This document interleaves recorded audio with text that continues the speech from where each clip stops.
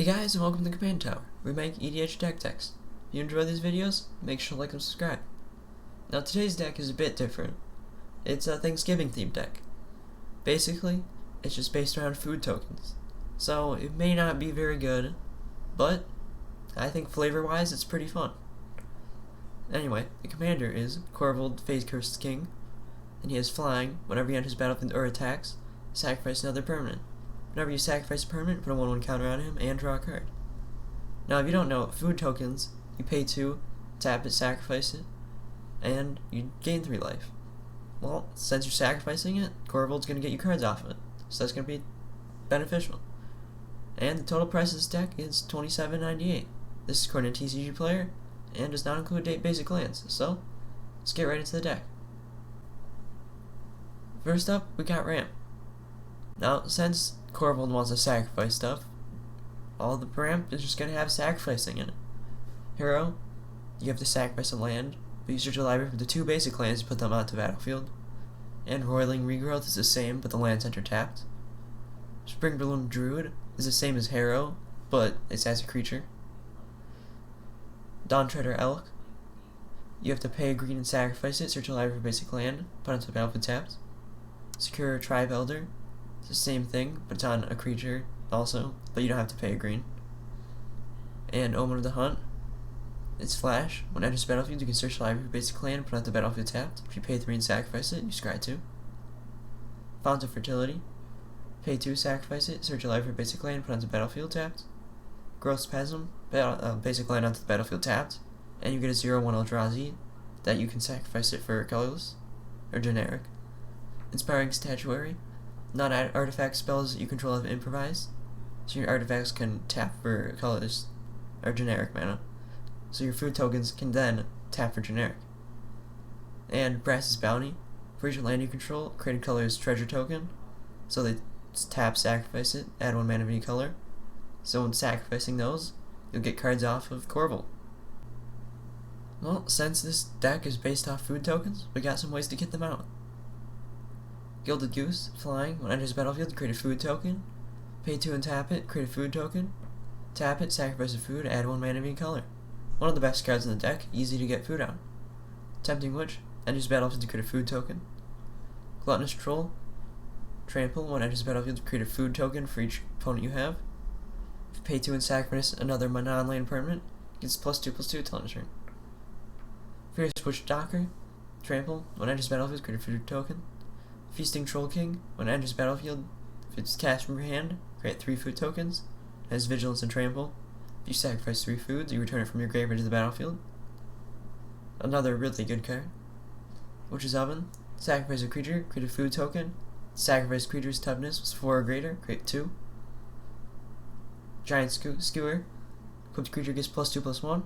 When it deals damage to a player through combat, create a food token. Golden Egg, it counts as a food token, and when it enters the battlefield, draw a card, pay 1, tap it, sacrifice it, add 1 mana of any color. If you pay 2 and tap and sacrifice it, you gain 3 life. Ginger Brute, he's also a food token, even though he's a creature. He's haste, and if you pay 1, he can't be blocked this turn except by creatures with haste. If you pay 2 and tap and sacrifice it, you gain 3 life.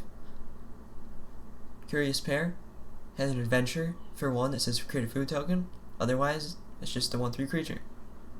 Giant Opportunity, you can sacrifice 2 food tokens and create 7/7, otherwise you just create 3 food tokens. And Wolf's Quarry, create 3 1/1 boars with when this creature dies, create a food token. Now you might be wondering what we're going to do with these food tokens. Well, these are some cards that let you do stuff with them. Insatiable Appetite, you can sacrifice a food. If you do, target creature gets +5/+5. If you don't, that creature gets +3/+3. Merrily Rider, sacrifice a food, target creature blocks it this turn of Fable. Cauldron Familiar, very good card. When it enters the battlefield, each opponent loses 1 life and you gain 1 life. If you sacrifice a food, return it from your graveyard to the battlefield. Wicked Wolf, when it enters the battlefield, it fights up to 1 target creature you don't control. If you sacrifice a food, put a 1/1 counter on it, gains indestructible until end of turn, and tap it. Just a good way to save it from dying. Fog Naughty, flying, pay 3, sacrifice a food, target creature gets -3/-3 till end of turn. Basically, you just turn your food into weapons. Start chucking them at your opponents and their creatures. Since food tokens are artifacts, we're going to have some stuff that benefits off that. Disciple of the Vault. Whenever an artifact is put into your graveyard from the battlefield, you can have an opponent lose 1 life. Fingered Marauder is the same thing, but you gain 5 life. And Moriok Rigger is the same thing, but you put a 1/1 counter on him. Marionette Master. When it enters battlefield, put 3 1/1 counters on it, or create 3 1/1s. Whenever an artifact you control is put into a graveyard from the battlefield, target opponent loses life, you lose power. So you'll probably have its power become 4, and then whenever an artifact is put into your graveyard, opponent's going to lose 4 life. Darksteel Juggernaut. Indestructible. Its power and toughness equal number of artifacts you control. Attacks each turn if able. Shambling Suit. Its power is equal number of artifacts and or enchantments you control. Fathom's Fleet Swordjack. Whenever it attacks, it deals damage to the player or planeswalker it's attacking, equal number of artifacts you control. It has Encore for 6. Impulsive Pilferer. When it dies, create a treasure token, and it's Encore for 4. Gadrak's Crown Scourge. Flying. You can't attack unless you control 4 more artifacts, which you probably will. And at the beginning of your end step, create a treasure token for each non-token creature that died this turn. And Second Harvest. For each token you control, create a token that's a copy of it. So you can just double the amount of food tokens you control, or other tokens. Then we got cards that benefit off if you sacrifice. Blooded Aspirant. Whenever you sacrifice a permanent, put a 1/1 counter on him. Pay 2, tap it, sacrifice a creature enchantment, heals 1 damage to target creature. That creature can't block this turn. Mayhem Devil. Whenever a player sacrifices permanent, heals 1 damage to any target. Mazrak. Flying. Whenever a player sacrifices another permanent, put a 1/1 counter on each creature you control. Reassembling Skeleton. If you pay 2, you return him from your graveyard to the battlefield tapped, so he's a good thing to sacrifice. Aeol's Influence. Discard a land card, create a 2/2 bear. Since you're going to draw a lot of cards off of Korvold, you're going to have extra lands and you can discard them to turn them into creatures. Answer Conrad. Whenever a card is put into a graveyard, or a card leaves your graveyard, heals 1 damage to each opponent. You pay 2, each player mills a card. Then we got some card draw. Trail of Crumbs. When it enters the battlefield, create a food token. And whenever you sacrifice a food, you pay 1 if you do look at the top of your cards in your library and reveal a permanent, put into your hand. Savvy Hunter. When it attacks or blocks, create a food token, and if you sacrifice 2 foods, you draw a card. Trading Post. Basically, it does a lot of different things, but the best one is pay 1, tap it, sacrifice an artifact to draw a card. Costly Plunder. Is the additional cost to cast it, sacrifice an artifact or creature, draw 2 cards. Destructive Digger. Pay 3, tap it, sacrifice an artifact or land, draw a card. Tamiyo's Journal. At the beginning of your upkeep, investigate. So you make a clue token with pay 2, sacrifice it, draw a card. And tap it, sacrifice 3 clues, search your library card, and put it into your hand. Ruthless Knave. Pay 3, sacrifice a creature, create 2 colorless treasure tokens. And if you sacrifice 3 treasures, you draw a card.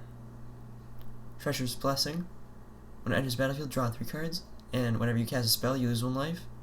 And whenever it becomes the target of a spell or ability, sacrifice it. So you'll play it, draw 3 cards, and then you'll probably sacrifice it with Korvold. Since you're drawing a lot of cards, Moonring Year is a favorite of mine. You're gonna benefit a lot off of it. So whenever you draw a card, remove the top card of your library from the game face down.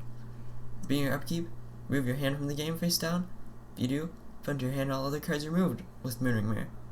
So whenever you draw a card, you're exiling a card face down, and at the beginning of your upkeep, you can switch your hand with exiled cards. Then we got removal. Most of this is gonna be based off of sacrificing permanents, also. Caustic Caterpillar. Pay 2, sacrifice it, destroy an artifact or enchantment. Cinder Vines. Whenever an opponent casts a non-creature spell, it deals 1 damage to that player. Pay 1, sacrifice it, destroy target artifact or enchantment, and it deals 2 damage to that permanent's controller. Fell the Pheasant. Deals 5 damage to target creature with flying, and you create a food token. Underhanded Designs. Whenever an artifact enters the battlefield under your control, you can pay 1. If you do, each opponent loses 1 life, and you gain 1 life. So it's good with the food tokens. If you pay 2 and sacrifice it, destroy target creature, and you can lose out of your 2 more artifacts. Executioner's Capsule. Pay 2, tap it, sacrifice it, destroy target non-black creature. Bake into a pie, destroy target creature, create a food token. Contract Killing. Destroy target creature, create 2 treasure tokens. Pestilence. At end of turn, if there are no creatures in play, sacrifice it. If you play a black, just 1 damage to each creature and each player. Taste of Death. Each player sacrifices 3 creatures, and you create 3 food tokens. And in Garruk's Wake, destroy all creatures you don't control and all planeswalkers you don't control. Lastly, we've got lands. Since it's a 3-color deck, we're going to need a lot more mana fixing. Gruul Guildgate, Rakdos Guildgate, and Golgari Guildgate all enter the battlefield tapped, but tapped for the colors you need. And these lands all do the same. And these lands all do the same, but they enter the battlefield and you gain 1 life. Then, Blighted Woodland, taps or colorless, pay 4, tap it, sacrifice it, search a library up to 2 basic land cards and put them on the battlefield tapped. These are all good because 1, they get land cards onto the battlefield, and 2, you get to draw cards. Mirrored Landscape enters battlefield tapped and it taps or colorless, but if you pay 2 and tap and sacrifice it, you get 2 basic land cards that share a land type onto the battlefield tapped. Jund Panorama taps or colorless, you pay 1 and tap and sacrifice it, you search your library for basic land of the 3 types in the deck. Command Tower taps for 1 mana of any color. Emergent Stone taps or colorless, and if you pay 1 and tap and sacrifice it, you can cast spells this turn as though they have flash. Gingerbread Cabin enters battlefield tapped unless you control 3 or more other forests. And when it enters battlefield, you create a food token. Then Evolving Wilds, tap it, sacrifice it, search your library of basic land and put it in the battlefield tapped. And Terramorphic Expanse is the same thing. Then we just got 6 swamps, 5 mountains, and 9 forests. Thanks for watching. If you enjoyed this video, make sure to like and subscribe, and have a nice day.